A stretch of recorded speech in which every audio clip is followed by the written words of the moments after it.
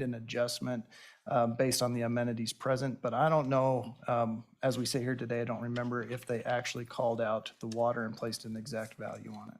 Yeah, Mr. Chair, I guess I'm looking at it and just saying that if you had, if you got, I don't know what the acre feet is, but let's just say there's 50 acre feet, that would allow 50 acres to be irrigated somewhere or if there was 10 acre feet, that allows dry land to go to 10 acre price. So that's essentially there's a way to figure out how much the contributory value of that water is to a piece of land or that. So it just seems like that might have been a piece that was left out of the appropriation process. So that's just as a quick question to that, Mr. Treasurer, the water there is for irrigation purposes. Yeah. So does it belong to the land or does it belong to the water right holder? Well, it's the state is a water right holder on part of that. Mr. Chairman, the beneficial use for the water right is for irrigation and stock purposes. I'm going to turn to the previous water attorney to answer the further question. Mr. Chairman, and we do have Chris Brown here too, who is a current water lawyer. Yeah. But generally speaking, the water right is pertinent to the lands for which the beneficial use is articulated in the water permit. Is that part of this exchange? Jason, the water rights here, a portion of the water right is held by the state, correct? Mr. Chairman, I do believe a portion of the water right is held by the state, a portion of a portion even possibly. Yeah. And all of those water rights would run with the land. Okay. And it's my understanding, Mr. Chairman, just to further add on to that back in the day when the water right that's held by the state was put in the state's name, it was because it was anticipated that the water would inundate state lands. And so in order to have the landowner's permission, it was put in the name of the state of Wyoming. Mr. Chairman, I'm going to kind of switch, if I may, switch topics. And I guess this may be a question for somebody who knows more about walk-in areas than I do, but as far as I understand it, you can establish a walk-in area as a landowner, and for whatever reason, there's a time period, I think it's a 10-year period or something, or are there periods involved with that? Are there ways that a landowner can get out of it if they feel for whatever reason they no longer want to be in it? Yep, Mr. Chairman, Mr. Treasurer, yes. So to answer the second question first, it is a contract between the landowner and the Game and Fish Department. It has clauses where the contract can be terminated. There's a certain amount of notice. I believe it's probably about 30 days notice between the two parties for it to be terminated. But the contracts are typically 5 years long. 5 years. The ones that the board has entered into for on state land have been 5 years, and we review it every 5 years. That program has evolved over time, and perhaps they go for longer terms. I'm not sure about that, but the ones that the board enters into are 5 years in length. Yeah. Mr. Chairman, I feel more comfortable that walk-in area would be a contract between the state, and we wouldn't necessarily. That property straw would necessarily not go with the land exchange. That's, I guess my preference, because it's something that's, it's not permanent, I guess. And we're making a permanent transaction. And so there's really not a reliance anything past 5 years for the value of that walk-in area. So that's the one thing I think for me is I'd rather have it that way than the way it is. I think that the proposer of the exchange would rather have it permanent unless there was private land next to it and it wasn't accessible, and then it would be vacated. And I don't know how you could actually write that to vacate something that the state retained if they lost their adjacency of state control, then it would be vacated. So it gets a little bit complicated in the application, but that assumes that at some point in time, you know, that this parcel is going to be surrounded, and there'll maybe it's 30 years, 50 years from now, then it'll be surrounded and vacated with that arrangement. So, you know, I guess it's kind of the board's pleasure if they want to move forward. I'd like to have it more permanent, you know, so that's always available. But, you know, that's, I guess, a discussion that we can consider. And I think Ross, I explained what, yeah. We're willing to stipulate to that we would make it a contractual obligation to have an ongoing walk-in hunt area on that portion, 98 acres. Okay, and just for the record, Mr. I'm Matthews. Ross Matthews, I represent Plymouth Peak Ranch. Thank you. LLC. Thank you. And I want to make sure that was heard for the minutes. Is that, yeah, okay, good. Yeah, but I'm like, I guess clarification, if I would, Mr. Chairman. Ross, do you still want to have the stipulation that if it gets, if the state land is vacated or becomes private ownership, then the We don't really agreement- need that. You know, if there was no public access. Mr. Matthews, if I could ask you to Oh, come yeah, up yeah. to the mic, I'm that sorry. would be helpful. Yeah. Thank you. Okay, we don't need that. It can be permanent. And I guess then if it were surrounded by private land, people could helicopter in and hunt and helicopter out. Okay, yeah, I guess it would be a function, Mr. Chairman, of if there's no public access anymore, then there's no public access anymore. But, you know, that's I think that it's I think more or less something that I agree with that. If Ross is willing to do that, then I think it's something that we should consider. Mr. Chairman, Mr. Treasurer, if I can clarify how that would work functionally. We see that as possibly being a deed restriction and placing it in the patent when we transfer the property. Is that your intent? Yeah. Okay. Okay, and I just want to note that it is a real temptation to negotiate here in public forum.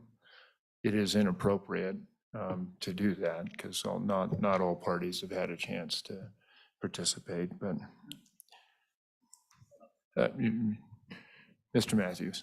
I'll take the heat for that, for not having made the staff aware that we were willing to make it a permanent situation. Yeah, no, I just want to make sure we don't make sausage look worse. So, thanks.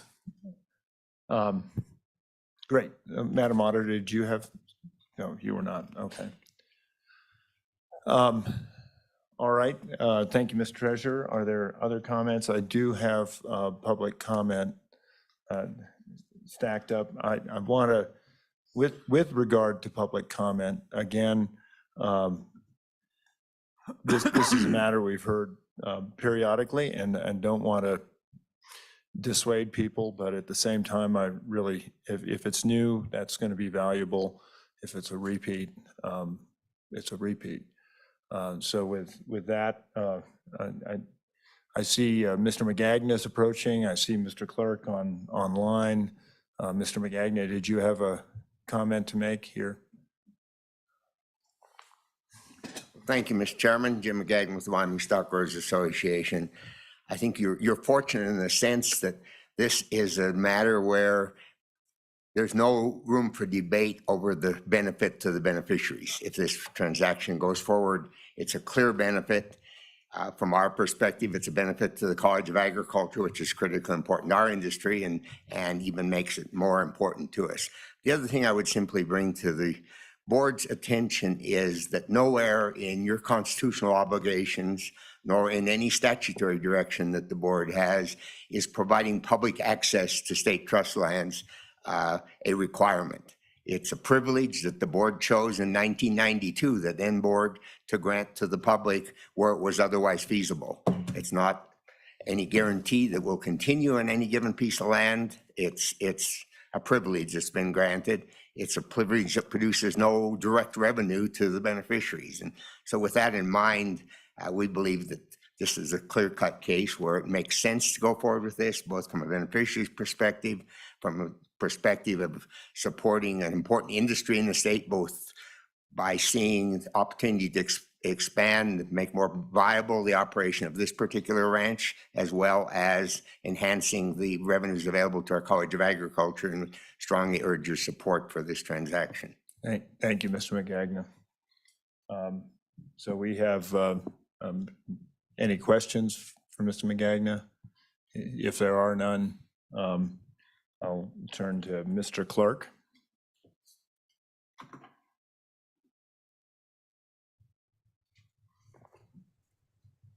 Yes, this is Mr. Clark. Can you hear me? We can. Thank you. Thank you for having me. I just want to mention I'm not 100%, but I'm 100% glad to be here. I first wanted to go to the appraisal, and this has hit us fast. We only heard about got the appraisal 2 days ago. So we certainly haven't had a chance to thoroughly take a look at it. I do want to mention something I wrote to the board yesterday. I don't know if they got it yet, but I'm just going to quickly read. We received a new appraisal by Columbus Peak Ranch from Mr. Crowder yesterday. It appears that TBH, that's the appraisal company used from out of Buffalo, did not use comparison sales from at the base of the Bighorns. Again, according to local appraisers, local realtors, there is a vast difference between the value of land along the Bighorns and the land even a few miles away. It is clear one cannot use comparisons that aren't along the face. That didn't happen, and those comparisons are available as we have demonstrated. And I sent out yesterday to the board the Carter Isaacson appraisal of the state trust land. More specifically, 4 of the comps were 14, 15 and a half, 19, and 17 air miles away. And 1 borders the Columbus Peak private parcel on Dayton East. These sales 1, 3, 4, and 6 are also located near Bighorn Coal, now Black Gold Land Company, LLC, and several other abandoned coal mines. That area does contain more water. Tongue River and Big Goose drainages run through there. But it is far from as valuable as the land at the base of the Bighorns. Through the years, there have been some issues with well water quality. I remember years ago, I worked at one of the mines, and local people had a lot of trouble with their wells just shutting down during blasting and stuff like that. Safety has also been an issue in this former industrial sites going back to the early 20th century. There have been cleanup operations going on at Acme at the power plant there recently. Yes, there are some land sales in the area, but these properties appear not nearly as valuable as the state trust land. I apologize, we haven't had a lot of time to look at all this. I do want to continue with appraisals on this same subject for a little bit. There are 2 appraisals by the landowner now, in all respect to the landowner. 2020 by TBH of Buffalo started out at $1,885,050 for the 628, $2,296,000 for the 560. The land increase, or excuse me, the August 2023 appraisal by the same appraiser, and it just seems like it would be logical if you wanted to get a more accurate view of what land is worth, so to get another appraiser in the mix. But anyway, the appraisal came out, as Mr. Crowder mentioned, 28% more at $2,639,000. It's interesting, what we hear from OSLI is this rangeland in from local appraisers is increasing like 3.5% a year, maybe 5% at the most. But here we have an increase over 3 years of 28%, not 12 to 15 and wherever that might come in. The appraisal of the state trust land now is at 6,000 acre.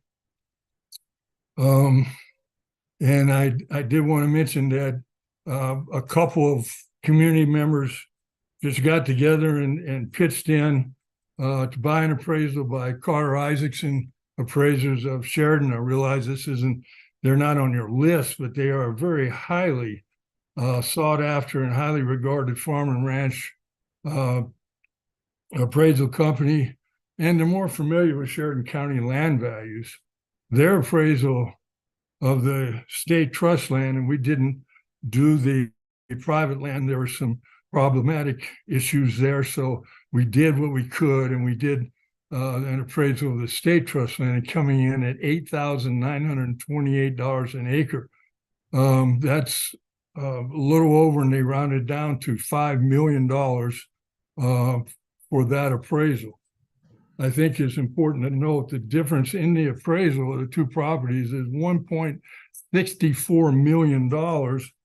And I'm still working on this as we go along, but at 5.5% interest, just a simple account, that would bring in $902,000 a year, just the difference in these appraisals. And of course, these appraisals were based on properties along the face of the Bighorns. I was also informed today the Rapid Canyon Ranch, I hope I have this right, which is at the base of the Bighorns. I've been there, and that's correct. And it was appraised at about $12,000 an acre, which is far above the $8,928 an acre. So land here, as I have mentioned already, is going up rapidly along the face. It is also increasing elsewhere. But this piece of property, this state trust land, is along the face of the mountains. And it raises a lot of questions. Why wasn't the Rapid Canyon Ranch appraisal used in the appraisal by TBH? Why weren't any of the comps used by Carter Isaacson private appraisal? Why weren't they using the 2023 TBH appraisal? Excuse me, I don't have full use of my lungs at this time. Why is the difference in the TBH appraisal and the Carter Isaacson appraisal $1.64 million? Again, 4 of the appraisals by Carter Isaacson were of properties at the base. And one is near the base. How will residents feel when they learn that not only are they losing 560 acres of pristine wildlife area, but the state could be leaving as much as $1.64 million on the table, and that amount is growing probably every day. That also could go to capital funds in the ag college, none to public schools, it appears. But why? How are they going to feel about losing this land and knowing if they do lose it, the state didn't maximize what it was worth? Thanks for having me. I appreciate it. I do want to mention also there is massive public opposition here. I understand there's over 1,200 letters and comments that have been written in. This opposition has been consistent, running about 90% from the beginning. There's also been a Sheridan media poll showing opposition at, I believe, over 80%. I did want to mention that our state delegation has been unanimous in opposition to this exchange. The Sheridan Board of County Commissioners has also been unanimous in their opposition. Negotiations have broken down. That's unfortunate. Mr. Matthews and some of us on the committee had established a very working relationship.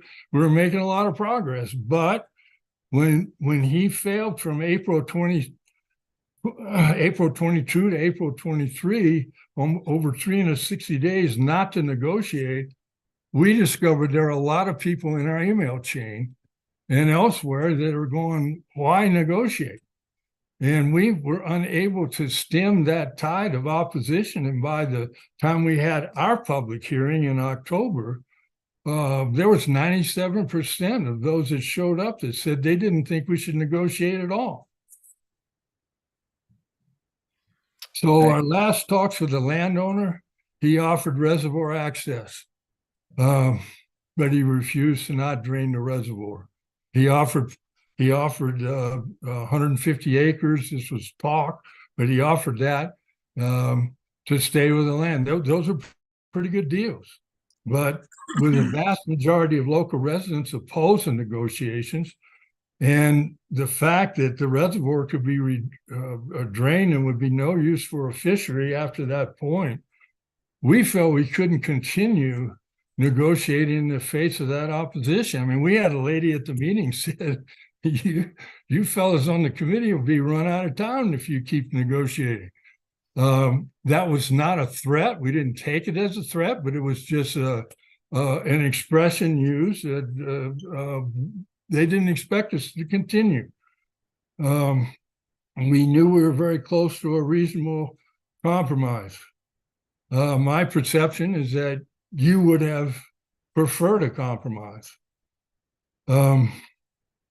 I beg you not to punish the residents of your state, your constituents, for expressing their opposition to this land exchange. Okay, they didn't think it was right. They didn't think a compromise was right. I'm an old history teacher. I couldn't argue with them. The compromise of 1850, well, wasn't a good deal, resulted in the Civil War. More Americans killed than any other war in American history. The Treaty of Versailles, I had a relative that served under Wilson as librarian at that treaty. That treaty resulted as considered a direct cause of World War II, the greatest war in the history of the world. So compromises, yes, I'm an old school teacher too, and compromises sometimes work out well. I mean, we were trained to do that and went on our way with a smile. But not everybody in the public sees that, or it's been trained that way, and they didn't want a compromise. And I ask you again, Mr. Clark, you're in excess of 10 minutes now, and okay. Well, I have like 2 more sentences. Can I finish, Your Honor? Thank you. All right, thank you. Wyoming families utilize this land.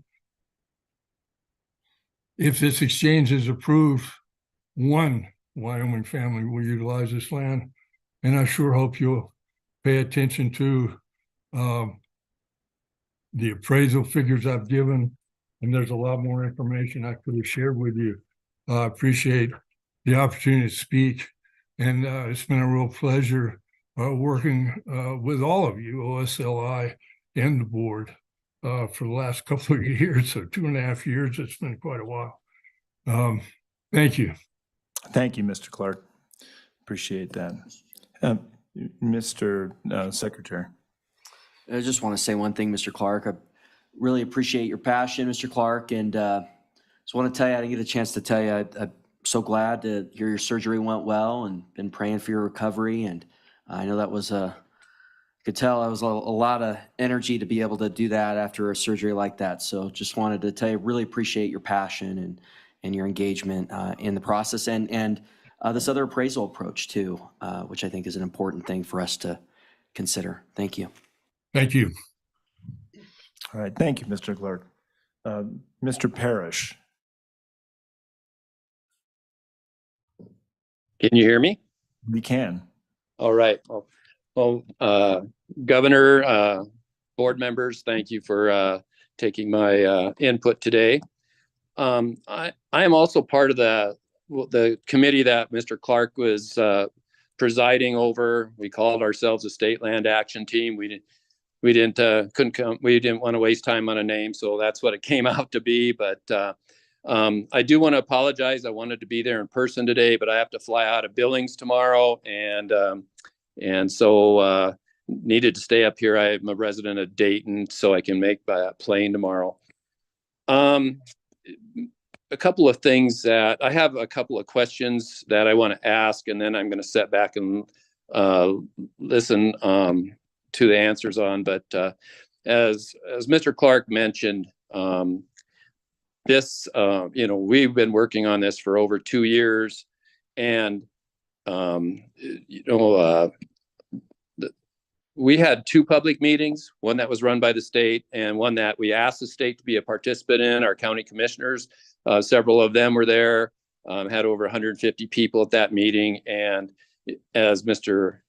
Clark said, 97% said, that there was people wanted that land left alone as it is. And so one of the big points that I want to point out there is, as a businessman, I don't see how it makes sense that right now the Columbus Peak Ranch owns the one parcel, private parcel, which I think has over 200 AUMs on, and then also has the lease on the other parcel for I think the next 15 years. I could be wrong on that, and has over 230 AUMs on that.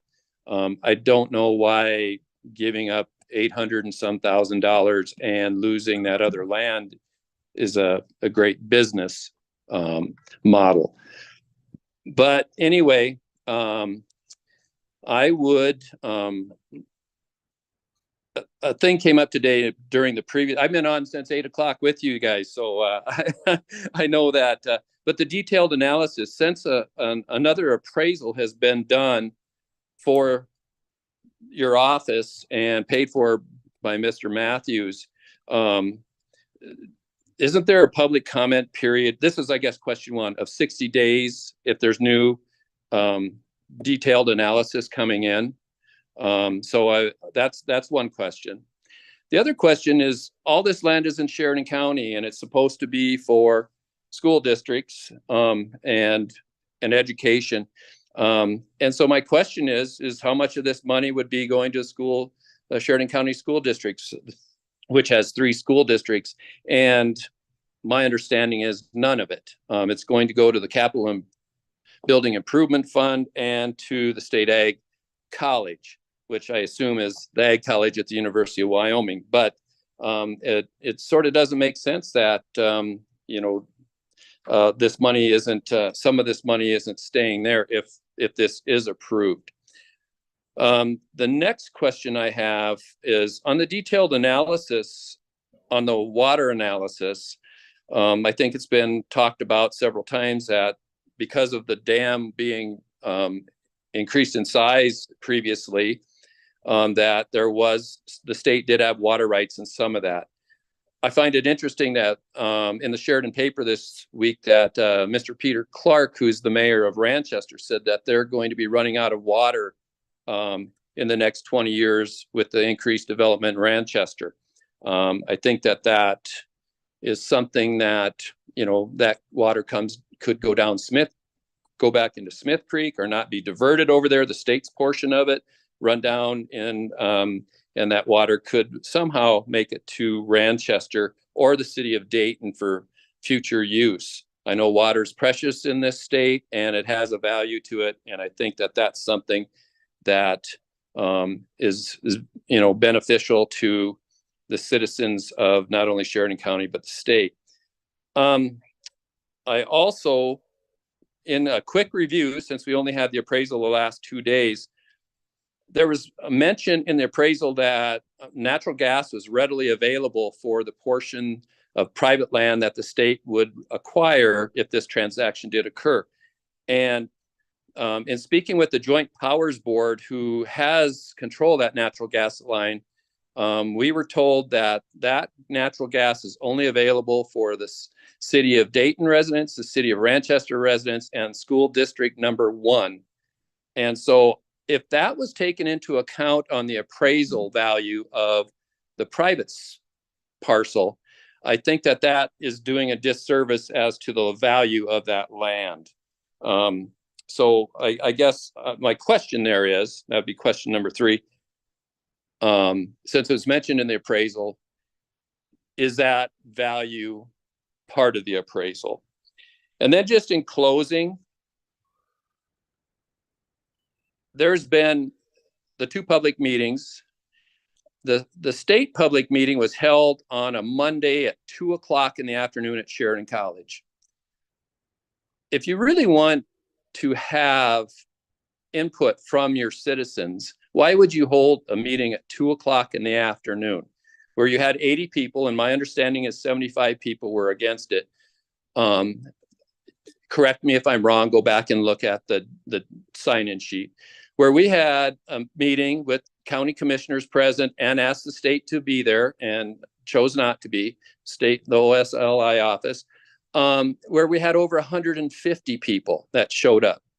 I guess I find that as a person that used to work for a city entity, we never had meetings during the day. We had them in the evening so that the public could attend. And so I find that that is something that doesn't jive with me as really wanting public comment. And then the last thing is Mr. Crowder has done a great job. He's responded to our group, to other citizens and stuff. And he always comes back to the fiduciary thing, responsibilities to the beneficiaries. So my question to him and to you is, who are the beneficiaries? Is it the State Ag College? That's an entity. The Capitol buildings, that's an entity. But the constituents that use those, our sons and daughters, our grandchildren, that's who the beneficiaries are. Not a building, not an ag college, because if you don't have the constituents that go to those, they're just empty, hollow shells of either a building or an institution. And your constituents in Sheridan County have spoke that this particular land swap is not in their best interests. And so I want you to know I am not against having land swaps, but I am against this particular land swap because it makes no sense economically for the person that the entity that requested it. It has no support community-wide, and I would ask that you keep this in your portfolio and take a look at it down the road and see what can be done in your portfolio, because it is an asset to raise money in the future. And I really appreciate your time and listening to my comments. And I'll sit back on those 3 questions that I raised earlier and listen. Thank you. And thank you, Mr. Parrish. With that, we'll move to Gail Smith. You had a question? Mr. Chairman, I think you had some questions there. Is there any way the director? I think he said he'd sit back and wait for the director. Okay, but we did record him, so it'll come Yeah. on the back end here. Yeah. Okay, thank you. Thanks. Ms. Smith. It's Mr. again. Oh, sorry. Mr. Chairman, I'm going to pose the same question I posed 2 years ago at this meeting. And that is, isn't it concerning how much opposition there is over this land swap? Shouldn't the community all be behind this and be all in if it's such a great deal? The reason why it's so unpopular is because the value of this piece of state land, this 560 acres, is grossly undervalued. And it's been grossly undervalued twice now by the same appraiser. You have 4 out of 6 comps are 14 to 16 miles from the national forest. They're not even the same type of piece of property. This piece of property, 560 acres, is 2 miles to the national forest. It is a pristine piece of property. And if we're trying to maximize our revenue, which is what I keep hearing, why would you not try to get the most out of this piece of property in a trade? It makes no sense to me. This is why it's so unpopular. Anybody living in this area knows property values. We've watched them blow up in this county in the last 10, 15, 20 years, and more specifically, the last 5 years. Point proven, the same appraiser just had the state land go up by 15.4% annually. That's way more than it's supposed to be going up. Right now, that CEP is 21.4% of the value of the larger piece of property. When it was appraised 3 years ago, it was 17.9%. In 9 more years, this would be an illegal land swap based on those figures. Let that sink in. That's just 9 years from now. If this land swap were taking place 9 years from right now, it would be an illegal land swap based on these appraisal values. And we had another appraisal done. And the comps were made in a similar distance from the national forest. And that property come back at $5 million. That's what that piece of property is worth. If you want to maximize revenue, then that's what you advertise that as, not the $3.36 million. This is why the community is so opposed to this. And all of the politicians in this county, I'm talking about representatives, senators, and county commissioners, they've heard it from their constituents. And I'm not sure why we're even at this point. We've already talked about all the other things. And I'm not sure why there's no mention of the water rights. How come we're not, why didn't you list the amount of money you could be making off the water on this reservoir? It wasn't even included as part of the revenue. And again, the gas line is not accessible. Those are things that keep being said that it's not true. So again, I'm going to leave you with the last question. Is it concerning that there's this much opposition over this? Is it concerning that there's 1,218 pages of comments? Or is this normal? Thank you.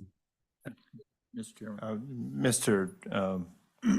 Treasurer. Yeah, just the $5 million, I was aware of it yesterday, and I did some proportionality, I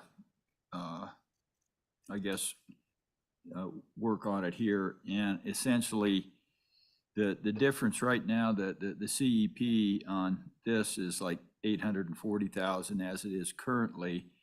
If you use the $5 million on the state land and you use the same proportionality of the value of the Columbus Peak parcel, essentially your CEP goes up to, the difference goes up to 909. And if that's at 22%, a million at 25% is $1,033,000.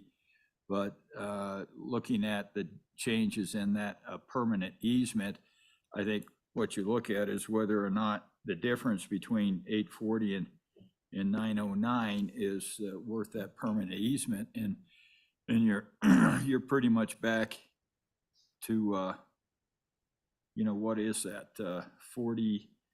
You're at $69,000 for a permanent easement for hunting on that, and that's basically where the numbers shake out. If you use their $5 million deal, we're only 69,000 off, and that is you just say, is that worth the price for for roughly a 98-acre permanent easement for hunting?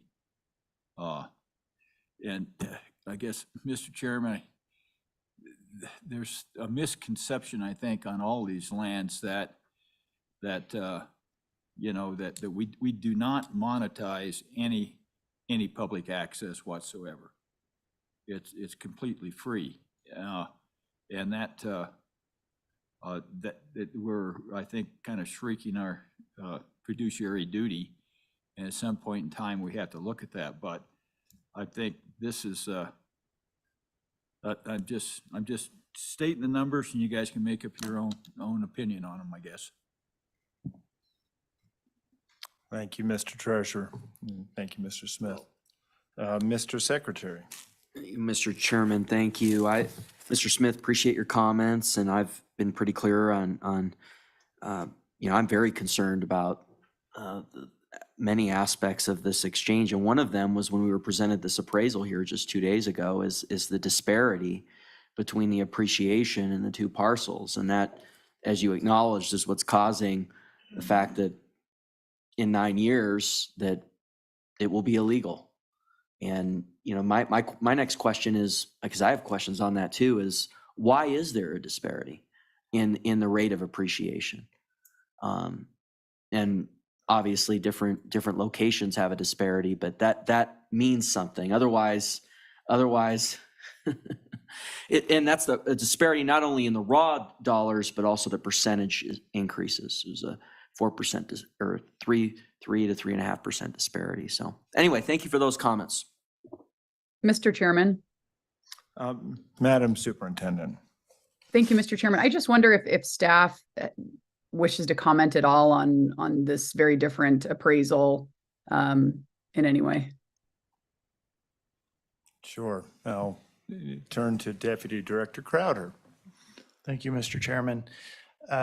Yes, the appraisals are coming in at the 11th hour, and we are doing a lot of work to ensure that they meet the strict criteria that we provide appraisals to you for consideration.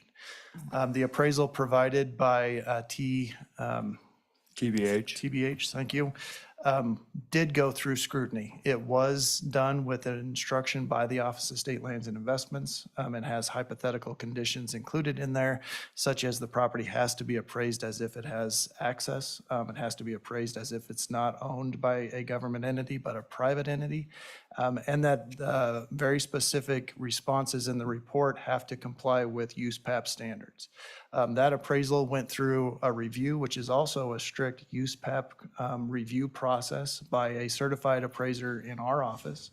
All of that occurred within days, and they worked overtime and on the weekend to ensure that we could provide the board with an updated number that was compliant with USPAP standards, which is the strict measure that we provide numbers to you with. We were also only made aware of the additional appraisal that was conducted by the group and provided to you.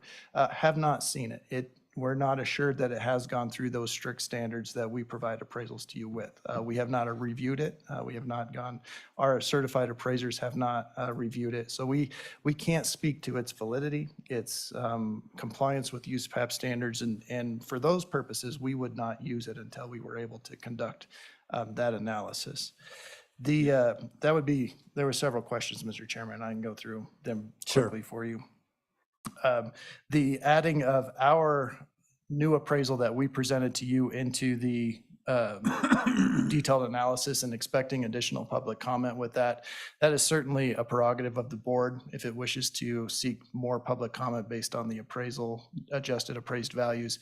In our determination, the transaction has not changed to a point that more public comment would inform your decision.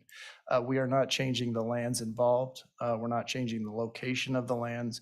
We're simply changing the value of those lands and its fiduciary impact based on the returns after being invested with the State Treasurer's Office through the Common School Permanent Land Fund. So if the decision was left to the office, I believe we've given you all the public comment, and that doesn't appear to change based on the adjustment of the appraisal. But again, board's prerogative to do that. Was the appraisal impacted, the new adjusted appraisal impacted by the location of the natural gas line? The superintendent did ask this question of the office yesterday. Our certified appraisers reviewed the appraisal and provided this comment back. And since I'm not certified, don't hold that license, and I'm not as smart as they are, I'd just like to read the sentences they gave. The appraisal does not assume availability of tapping into natural gas, and it was not considered as an additional positive attribute that was adjusted for in the appraisal. Available utilities were noted on page 27 under land improvements, Easements and encroachments were also considered in the highest and best use determination, specifically in regards to legal permissible uses. County zoning limits subdivision to no less than 80 acres per parcel in Sheridan County without going through a subdivision process. As a potential legal use, however, the highest and best use opinion of the appraiser ultimately was determined to remain a contiguous parcel with maximally productive use as a hobby/recreation ranch. The existence of the gas pipeline, in the opinion of the appraisers, did not add additional value to the parcel, nor was the encumbrance of the easement considered atypical of the market and detract from its value, which was based upon the highest and best use opinion as a hobby and recreational ranch. Mr. Chairman. Thank you, Deputy. And follow up on that, Superintendent? Oh, thank you, Mr. Chairman. All right. Yeah, Mr. Chairman. Mr. Treasurer. Just the appraisal they had was just off after comps. It was just comps. It didn't have an income approach on it.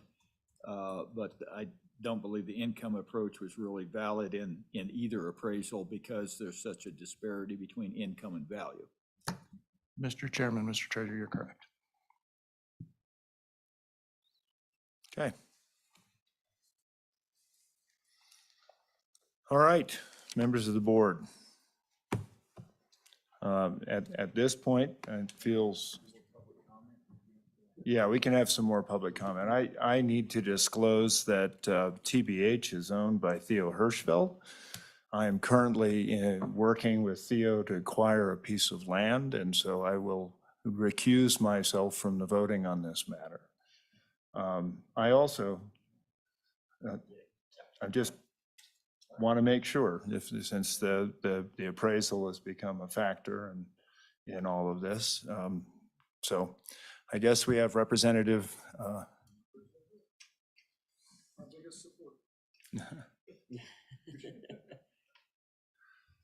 Thank you very much, commissioners, for your time. I know you've had a very long day, so I'll try to keep this under 2 minutes. You all know that I oppose this, and a lot of folks back home oppose this. The long story short is that these exchanges have been detrimental to hunters for a long time, and we feel that this exchange is exactly that. Now, Representative, can I just ask you, have you ever gone to Bull Creek? what's that? Have you been to Bull Creek? That was a result of exchanges. And I believe it has access for hunting. You're absolutely right, Mr. Chairman. There have been some that have been beneficial, but I think on the balance, there are quite a few that have been detrimental. And that's why I think a lot of sportsmen have a once bitten, twice shy approach to these types of exchanges. I do think Mr. McGagnon did make a very technically accurate comment that you don't have to take those considerations into account when it comes to the obligations required by statute and the Constitution. So I think, let's talk the language that the Constitution statutes require us, which is on behalf of the beneficiaries. And I think the entire process dictated by statute and by agency rule, a lot of it hinges on these appraisals. And I think when you're doing appraisals, and especially comp appraisals, and I'm certainly not an expert, but even I know that the more data points you have, the more stronger and the more confidence you can have in the results of that appraisal. And I think because this is a comp appraisal, if you look at the ones that are there and how far they are away, the farther away that comp is from the land in question, quite frankly, the less strength it has in revealing the true market value of that piece of land. And again, the more data points we have, again, the more confidence we can have in the result of that appraisal. And I think Mr. Clark made a really important one, is that there is a ranch that's right there on the face of the Bighorns that's under contract for $12,000 an acre. And that was a stat that was not included in this appraisal. So just when it comes to technical stuff and the requirements by statute of criteria to be taken into consideration, I think that's a pretty important one. Again, I know that I'm right at 2 minutes, and I know you've had a long day, so I certainly appreciate your consideration. And I really do appreciate Mr. Matthews. Obviously we don't agree, but he's been nothing but civil and respectful in all of our deliberations. And I certainly appreciate the staff and all the pushback they've had and how graceful they've been in dealing with that. So if you have any questions, I'm I got a question. Just trying to value, basically 100 acres of lifetime access, or at least probably access for the next 50 years at 69,000. Is that high, low, or a good deal, bad deal? What's your thought? Thank you, Mr. Chairman, Mr. Treasurer. Again, I am not an appraiser, especially when it comes to this type of stuff. Yeah, yeah. Yeah, ultimately, I think that's something that would have to go through that process to really get true price discovery, Yeah. which of course is a big component of any type of appraisal. Yeah. So.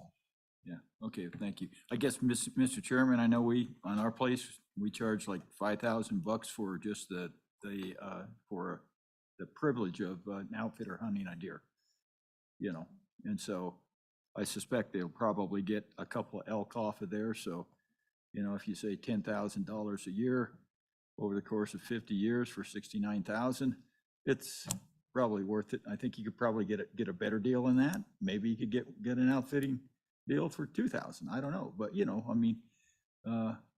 just trying to. Yeah, I appreciate it. Thank you, Representative. And I took umbrage at the comment about these land exchanges never are good for sportsmen. I wanted to correct that. I want to also note that whenever we contemplate land exchanges, though it's not necessary, the OSLI has always talked about access as an issue. But to answer Mr. Smith's earlier question, I can't think of too many of these that haven't had with a lot of opposition. And usually it's because people are accustomed to a place and they don't like that changing. But I did want to note for the record that it is a feature of the analysis whether there is more access. So. Mr. Chairman, you're absolutely right. And I wasn't making the inference of this particular commission. I really do appreciate this commission and all the commissioners and all the goodwill you guys have extended, certainly for the initial motion to delay consideration to allow the sides to at least try to engage in good faith. You did not have to do that. And for that, I do appreciate. So when it comes to this Board of Land Commissioners, you have given a lot of good faith and a lot of leeway for parties to engage and be a part of this process. So I do thank you all for that. So thanks. Mr. Matthews. Thank you. Mr. Chairman, members of the board. I have sat here all day and I just want to say I'm impressed by your stamina and the hard work that you do. It's truly meaningful. Second, maybe I shouldn't make this comment, but I'd like to. Madam Superintendent, I thought your idea on the last item was brilliant. As a 40-year plus oil and gas guy, if you could get $60 million worth of minerals for a 640-acre tract, God bless you. That'd be an awesome trade. I'd also say that the first time this came before this board, I had a very long presentation that I was going to stand up here and make. Today, I'm going to cut it down just to a few tracks. And the main thing is that this trade does meet all of the objectives that this staff is charged with following. And so it meets the short and long-term needs. It does create easier management, and it gives greater public access. I was asked by a member of this board why the public seems to be so opposed to this. And I don't really know. This seemed like a no-brainer to me. But one other thing I'd like to say is kudos to Rick Clark. The guy just had open heart surgery a few weeks ago. And so our thoughts and prayers are out to Rick, and he's a very nice guy. But I did attend the OSLI meeting held in mid-November in Sheridan, and numerous people got up and stated opposition. And when I was there, I kind of wrote down what their opposition was. And I'd just like to go over, this is what my research would say. Several people got up and said they didn't think that OSLI should be giving away state lands. Well, that's not what's happening here. It's a trade. And actually, the state will end up with 68 point something more acres than they currently have. Two ladies got up and said, they've enjoyed hiking up Columbus Peak for their entire lives, and it wouldn't be right for some private owner to own Columbus Peak. Well, Columbus Peak is 2 miles from the 560 acres we're discussing and has nothing to do with it. And again, I don't know if somebody has misled these folks or they've gotten to this realization on their own. Many people stood up and said the parcels are not of equal value. Well, we all agree that's true. That's why we have an appraisal, and that's why there's an equalization payment. So that just seems like a non-starter to me. Many people have referred to the 560 acres as pristine land. To me, that just indicates they've never been out there. Through this ranch's history, owners of the ranch in the past, not us, have way overgrazed the state lands, and this is anything but pristine land. It is highly infested with ventnata. We've had it treated 3 times, and the ventnata is still coming back. And my supposition is that that is because of its poor treatment throughout its history. And lastly, a gentleman stood up in the meeting and said, I counted over 200 head of elk on that land this week. I talked to him afterwards. He said, I hope you're not mad about the comments that I made. I said, well, I just wish you'd have been truthful. He said, what's that? And I said, well, the 200 head of elk weren't on the 560 acres. And he said, well, yeah, that's true. They were over the hill over there. Well, they were more than a mile away.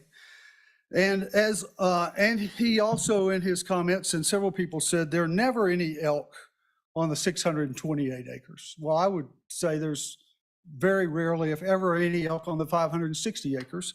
But all of you are aware that there is state land immediately adjacent on the south to the 628 acre parcel that we have.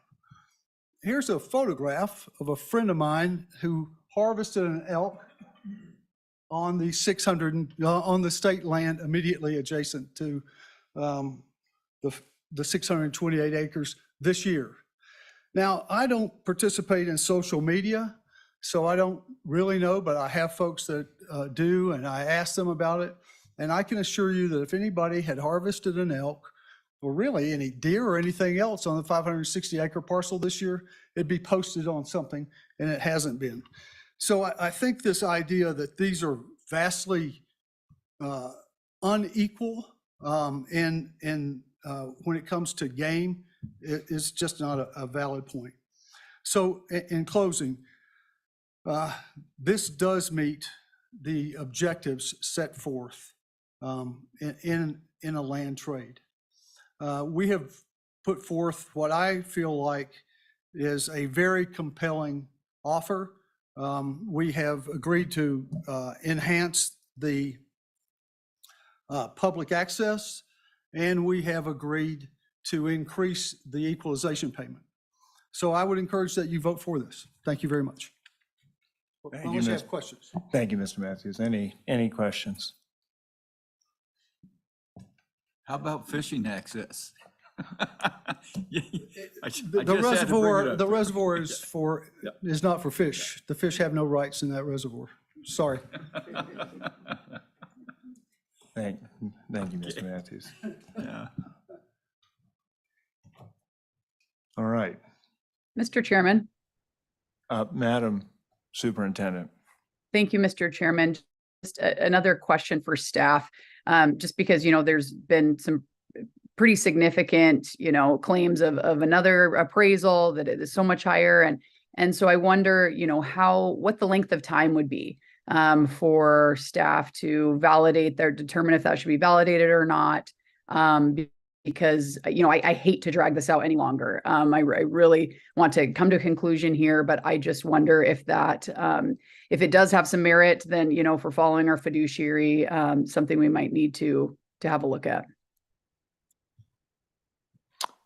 Deputy Director. Mr. Chairman, I think it's important to highlight that this office authorizes appraisals of your state land. That we don't typically entertain a bunch of parties going out and appraising lands whenever they want to, that we really hold close that responsibility to ensure that the appropriate value of that parcel is given to the board for an appropriate reason. The appraisal that was done was not done in that light, and obviously there's no rule or regulation restricting the number of appraisals that we can review. But when we open that door, everybody becomes an appraiser, and everybody can secure their own and give them their own instruction, and we can move forward with that at your direction. So to just lay that out there, but to answer the superintendent's question, if we were to receive that appraisal, we would want to, number one, ensure that it met the instructions that we would provide anybody appraising this property. So that would be the first check. And then second would be to ensure that it met the standards that USPAP provides through our review process. Depending on how that appraisal was done, that review could take anywhere from a week to a month to complete. It may require site visits on the comparables used just to ensure that they are appropriate comparables and again, meet the USPAP standards. So it's a broad range of time. Also, we are approaching holiday season, we're approaching bad weather, and all of that could delay the amount of time taken to complete the review. Thanks, Madam Auditor. Mr. Chairman, and I don't disagree with the superintendent, but I think the other challenge is that appraisal is only of one of the sections. So I think that's, we're missing half of the story with that one.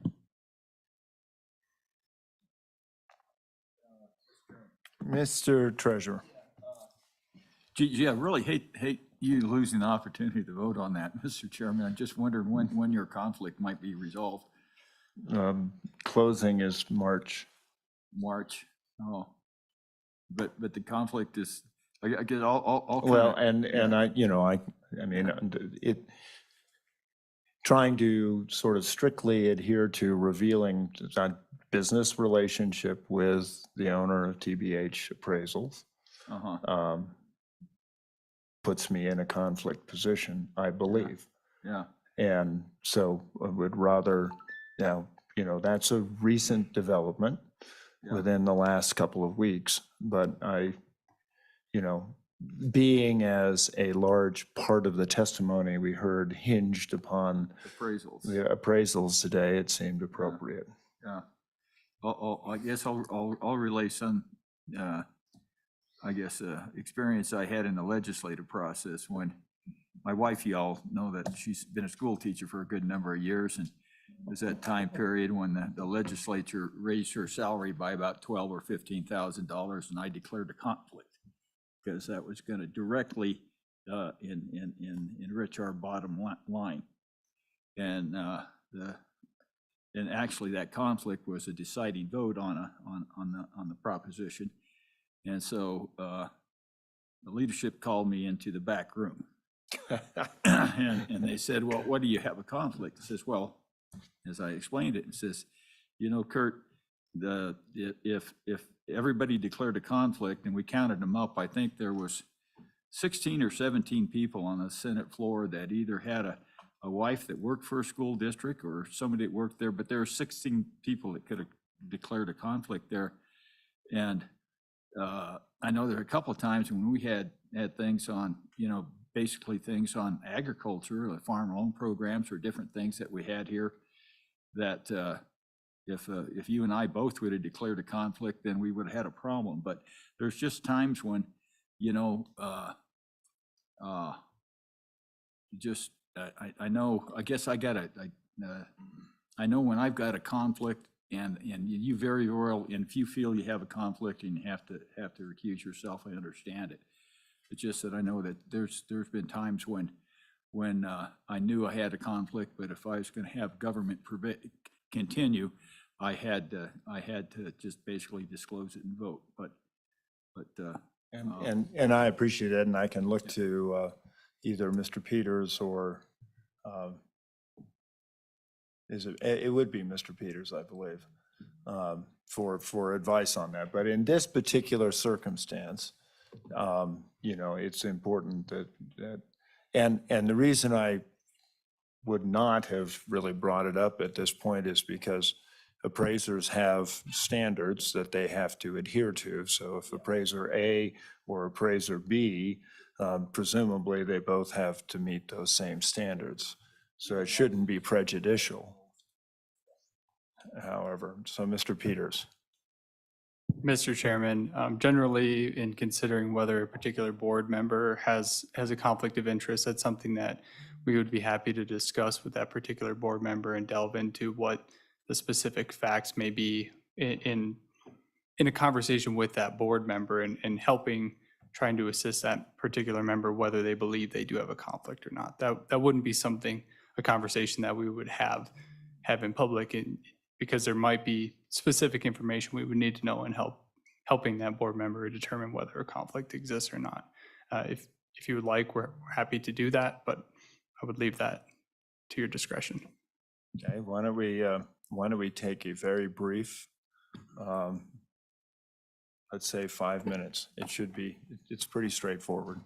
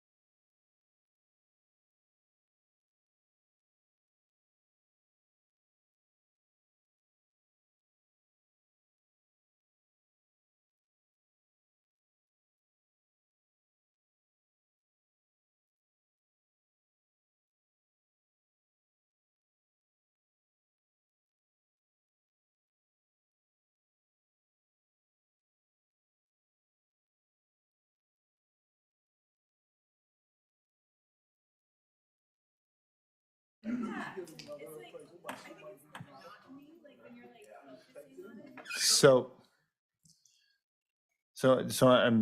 want to reveal in its entirety what the potential conflict is.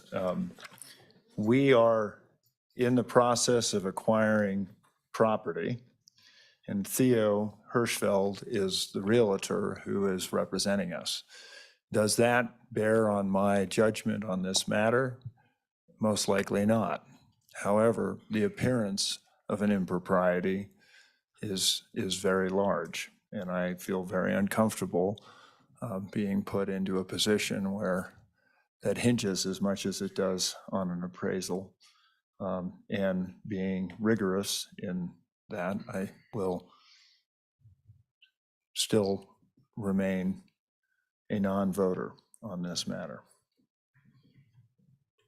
Mr. Chairman. Yes, please, Mr. Matthews.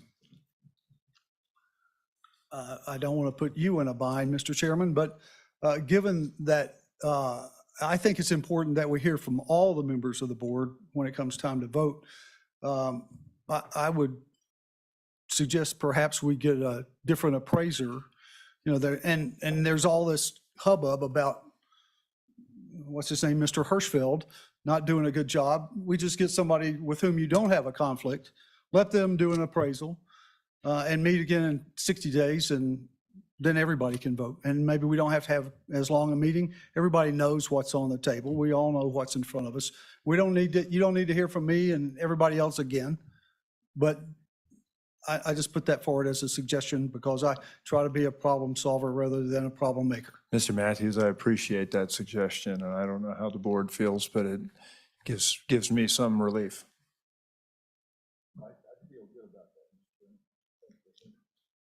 I think that's a good compromise, and if Mr. Matthews is willing to wait 60 days and get another appraisal, I think everybody in Sheridan County would be welcome that prospect as well. Yep. Okay. Madam Superintendent? I'm in agreement. Thank you. Mr. Secretary? Yeah, I had to think about it a little bit the next few minutes, but I certainly is kind of coming. I had a conflict. I'll tell my anecdote on a conflict in the legislature. I had one, a similar position as you. It probably wasn't quite to the level, but just to be careful, I decided to declare one. And so I commend you for just not wanting any appearance. But yeah, I'll probably support the motion to table if it's put forward. Madam Auditor. Mr. Chairman, I think that's agreeable. Okay, and I believe we could have a motion to delay consideration.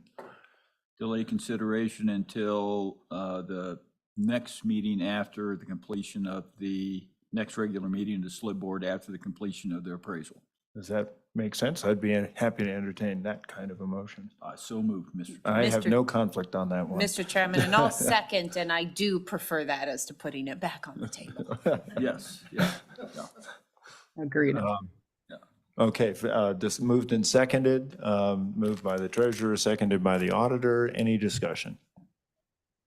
Hearing none. All in favor signify by saying aye. Aye. Aye. Nays? I think that motion carries. Mr. Matthews and everyone who traveled here, thank you very much. I know this has been a long process, and I really appreciate people being as engaged as they are. Thank you.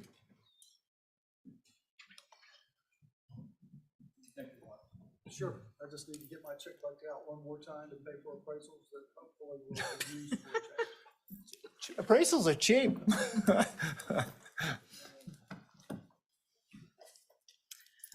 Okay, Mr. Chairman, we have one last matter on the agenda. It's a walk-in matter.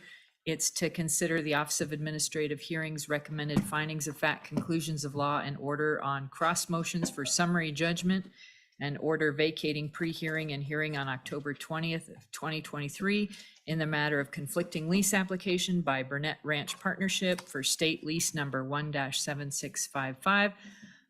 You have conflict counsel here. Mr. Brown is here to to take the board through this matter. So with that, we will take our leave.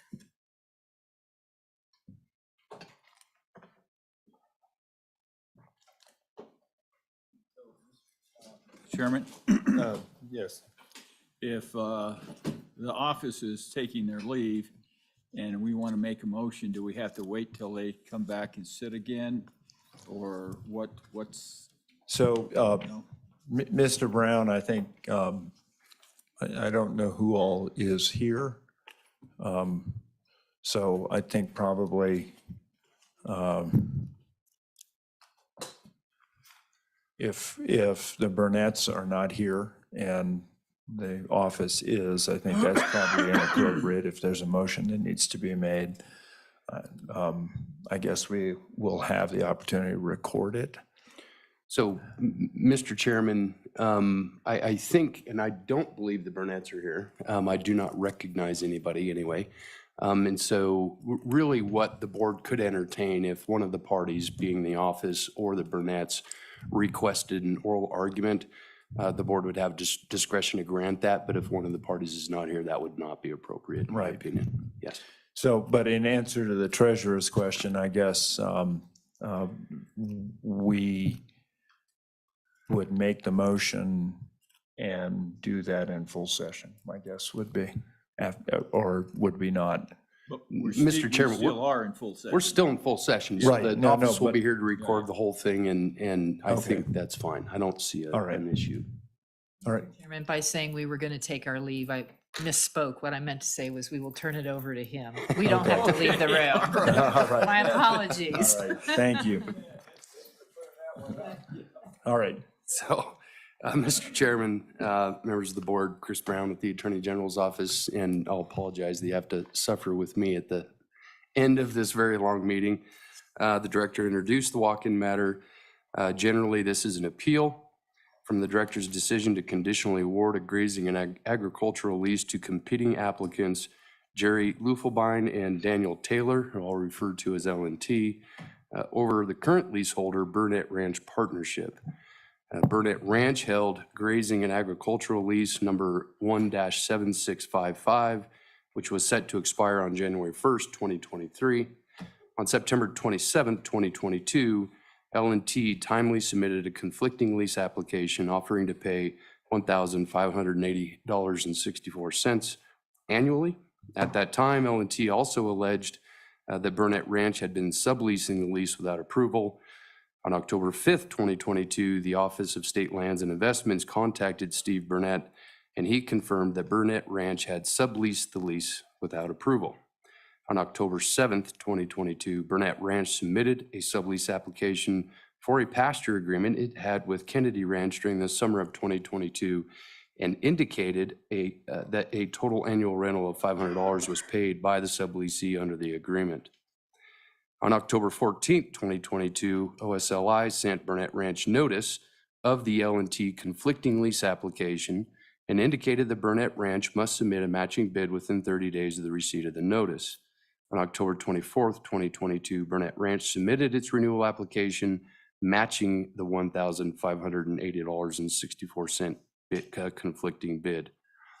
At its meeting on December 1st, 2022, the board approved Burnett Ranch's sublease application regarding the previous summer's pasture agreement. On December 12th, the director conditionally awarded the lease to Burnett Ranch, concluding that Burnett Ranch was eligible to exercise the preferred right to renew the lease. L&T filed an appeal challenging the director's decision, alleging, among other things, that Burnett Ranch was in violation of the lease and was therefore ineligible for the preferred right to renew. During the time that OSLI was assembling the record for the L&T appeal, OSLI discovered that it incorrectly determined that Burnett Ranch was eligible for the preferred right to renew the lease when it issued the December 12th director's decision. The initial director's decision incorrectly permitted Burnett Ranch to meet the highest bid offered by L&T. As a result, the director rescinded her initial decision and conditionally awarded the lease to L&T on May 1st, 2023. The director determined that Burnett Ranch's sublease application had not been properly approved by the board. At the time, Burnett Ranch sought to match the highest bid of the conflicting applicant. Therefore, Burnett Ranch was in violation of the terms of the lease and was not eligible for the preferred right to renew the lease under Wyoming Statute 36-5-105C. Burnett Ranch timely appealed the director's decision, and the matter was referred to the Office of Administrative Hearings for a contested case. Both the office and Burnett Ranch filed motions for summary judgment. After considering those motions, the hearing examiner issued his recommended findings of fact, conclusions of law, and order on cross motions for summary judgment, an order vacating pre-hearing and hearing on October 20th, 2023. Generally, the hearing examiner recommended that the board grant the office's motion for summary judgment and deny Burnett Ranch's motion for summary judgment. Burnett Ranch timely filed the following two exceptions to the hearing examiner's recommended decision. Number one, the commissioners should reject the hearing examiner's recommendation to deny Burnett Ranch's partial motion for summary judgment because the hearing examiner ignored case law which prevents the office from rescinding a decision after the appeal period has run. And number two, the commissioner should reject the hearing examiner's recommendation to deny Burnett Ranch's partial motion for summary judgment because the hearing examiner unreasonably concluded that Burnett Ranch failed to timely cure a lease violation. In the recommended decision, the hearing examiner addressed the arguments identified in both of Burnett Ranch's exceptions.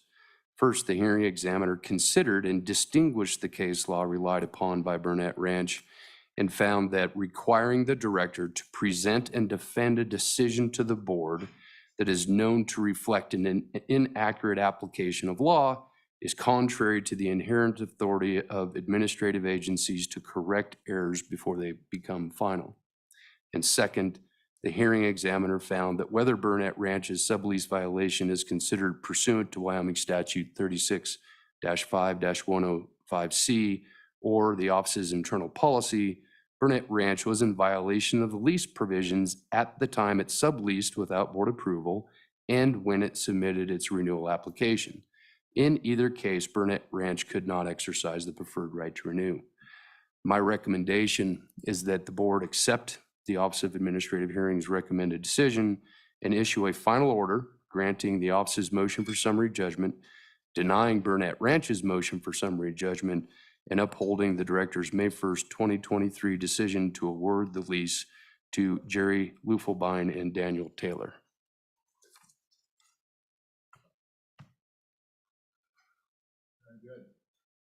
Thank you, Mr. Brown. What is the pleasure of the board? Mr. Chairman, Mr. Secretary. do you want any more period for questions? I do have Sure. a motion.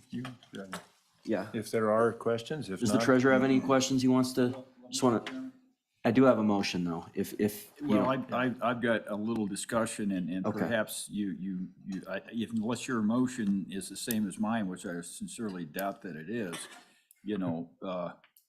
but Well, I did get recognized for, I would like to make a motion first, unless there's room for discussion. You know, Okay. so. Okay. Yeah. The motion is? Well, I talked with Mr. Brown a little bit about a path forward in terms of reversing the decision of the hearing examiner. And because I do think that is the result when reviewing this, that I believe that the board should go down. And so I have a motion here. I move to accept the hearing examiner's recommended decision, accept that portion of his recommended decision, concluding that Burnett Ranch failed to cure any lease violations before the director issued the December 12, 2022 decision and was therefore ineligible to exercise the preferred right to renew by matching the highest conflicting bid. Osley should have provided Burnett Ranch with the full renewal period to cure its past lease violation or until December 2nd, 2022. Because the board approved Burnett Ranch's sublease application on December 1st, 2022, it successfully cured its lease violation prior to the end of the full renewal period. As such, I also move that the board override the director's May 1st, 2023 decision and grant summary judgment to Burnett Ranch on that issue that Burnett Ranch is eligible to exercise the preferred right to renew the lease by matching the highest conflicting bid, and that the hearing examiners recommended findings of fact, conclusions of law, and order be modified accordingly. Okay, so it's a proposed motion. And I'll ask for if there's support. Is there a second? Is there a second? Is there a second? Mr. Chairman? Yeah. I think what the path forward that I see is in part the language that that the secretary has, but from what I understand is that in the appeal from L&T that they offered the possibility of a compromise. As I understand, this lease is broken into two different places. One is an 80-acre parcel that L&T could run their horses on, and the other is the remaining larger parcel that Burnett could run their cattle on. I believe that both these people are in fault, and I believe that there are some irregularities in the application of you know, some of the notifications and different things. At part, I think that falls in part on the board and in part on the office. But I think there's enough blame to go around for everybody. But what I want to try to do is get something that I think would work, which would, in the long run, is that, as I say, is that L&T would end up with the 80 acres and Burnett would end up with the rest of it. And I think that that essentially, I think, almost holds Burnett harmless for them breaking the law and running a sublease without notifying the department before, and curing that could not being put in a position that they had to have a cure. They should have done it before the lease application even became due, you know, for applying for it for a renewal. But that being said, I think that there were some irregularities in L&T's applications and in other areas. So I think the fair thing to do would be to get language that would essentially say that. Although I don't have it written out, it's more or less a concept, but I think that the secretary has gone quite a ways here to getting a lot of the language that could be used, but just adding that maybe an exception to the at the end, say, except that L&T shall receive the lease of the 80 acres in a separate lease. And I think maybe that's what we could do, is just use that language and then put an exception on the end that says that L&T gets the 80 acres. And yeah, hold on just a sec, please. Chris, you know, the one thing that I'm struggling with in the secretary's motion is this board modifying the findings of fact and conclusions of law that another agency did. Is that appropriate? Yes, is the Okay. short answer. It's a recommended decision. It's a recommended findings of fact and conclusions of law, and it's ultimately this board's decision that will come up with the final findings of fact and conclusions of law. Okay, thank you. Now, Mr. Chairman, as far as the language to make it more bulletproof, you know, as far as an appeal, you know, that I think I would leave to Chris or to our council, because, you know, that's, I mean, when we want to make a motion that's gonna, you know, withstand appeal, you know, that's beyond my pay grade. You know, I know what I want to do, but I don't know whether, you know, to the extent that we can, you know, I mean, if I was going to do it in plain English, I would just say that, you know, that there was problems in the application of the law with both leasees, and that to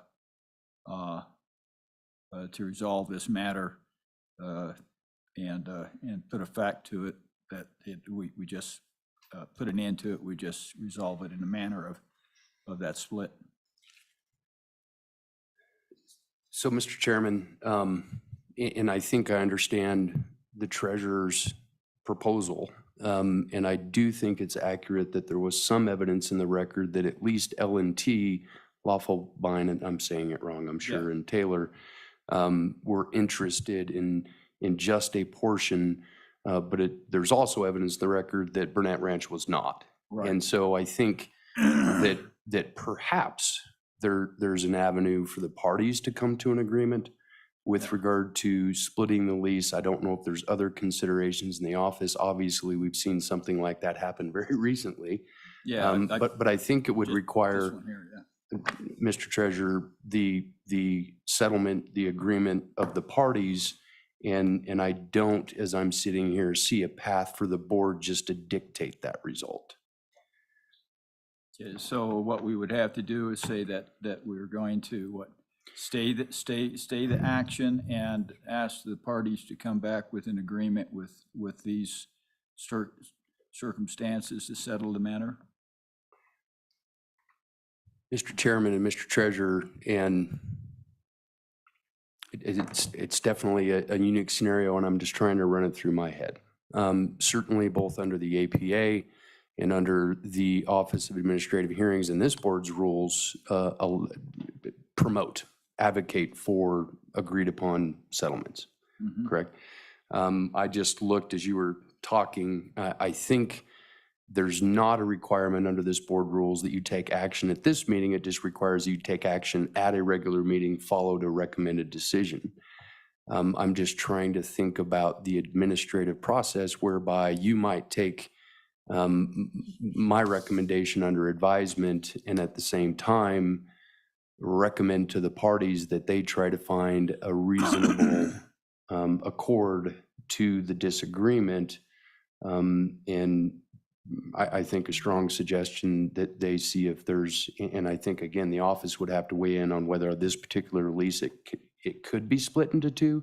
Because as I understand and I've read the settlement agreement just recently in another matter, it's possible, but I don't know if there's unique circumstances here that might preclude it. So I think there could be a direction to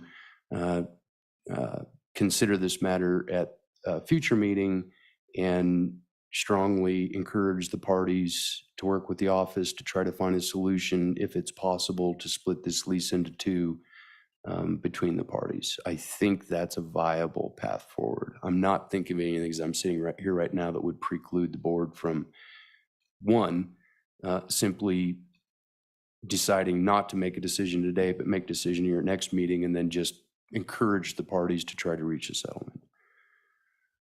Mr. Treasurer, the one concern I have is if there's a contemplated action, one or two up or down, and we come up with a third without parties being part of it.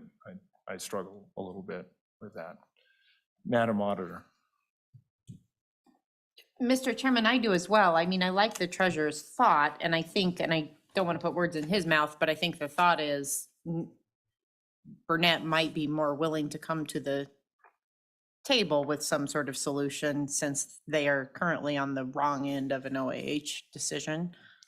But on that same note, L&T may be now unwilling to have those conversations, but I see the challenge in how we communicate because L&T is not a party. Yeah, I got an idea on that. Maybe is that we pass the proposed motion, but it's not effective until a certain date, and that would get L&T to the thing. But then Burnett would say, "Well, I'm in a catbird seat," and so I'm not sure how we split it unless we just say, we just say that we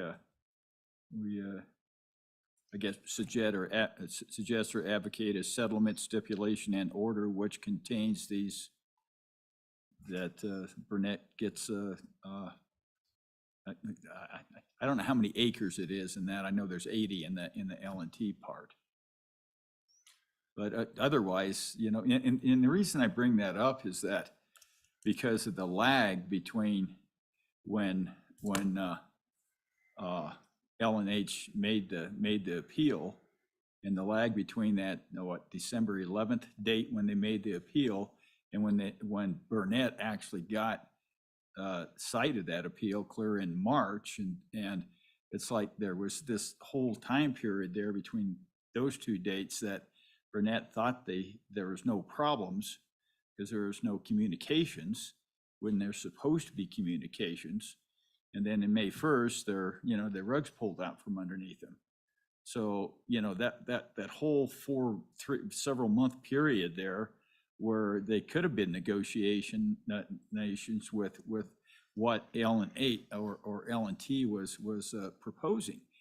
And so I'm just trying to get us to the point back to where at the appeal, had it been done right and had there been notification that Burnett would have said, okay, this sounds like the best deal I'm going to get, or I'm going to lose it all, type of a deal possibly. And that's where I want to try to get us back to try to get back to some part in this chain of events that essentially can get a resolution that's not going to essentially impact the preferred leaseholder. So, Mr. Chairman and Mr. Treasurer, that unfortunately, at least for me, there's not a lot of information in the record with regard to why a compromise wasn't reached, or if it was an attempted, or what the roadblocks were. And so I just don't know what the chances of success, if we encourage, or if the board encourages some additional discussions with regard to reaching a settlement, what the chances are of success. But I think at least one party at one point in time thought that was a viable solution. Yeah. And well, am I wrong in thinking that Burnett at one point in time was December 11th, but Burnett didn't even know that until just a short time before they got the rug pulled out from under them? So, Mr. Chairman and Mr. Treasurer, if I'm tracking you correctly, January 11th is when L&T made their appeal. I thought it was December 11th. No, sir. January 11th. January 11th of 2023 is when the L&T made their appeal. Okay. And there's no information in the record that indicates they notified Burnett Ranch of that appeal. It's my recollection from the record that the office notified Burnett Ranch of that appeal, I think on March 31st. Right. And then the director rescinded the decision on May 1st. So there's approximately a month in between when Burnett Ranch became notified of the L&T appeal and the director rescinded the original decision. Yeah. So I guess at this point, it feels to me like there are possibly three alternatives.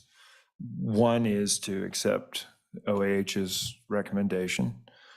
The second is to reconsider the motion that the secretary put forward. The third would be to postpone decision on this. Because I mean, I respect what you're trying to do, Mr. Treasurer, but we don't have any of the parties here to say that's a good idea or a bad idea, so. Well, Mr. Chairman, I would say that the worst decision is the one to accept, you know, the current OAH's position.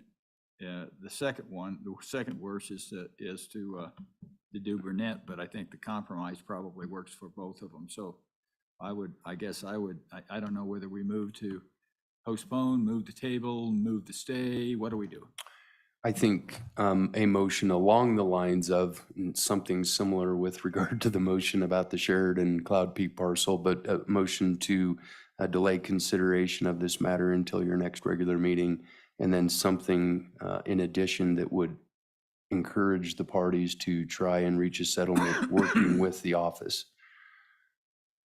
Well, the office is a party, but L&T and Burnett Ranch working with the office in attempt to try and reach a settlement.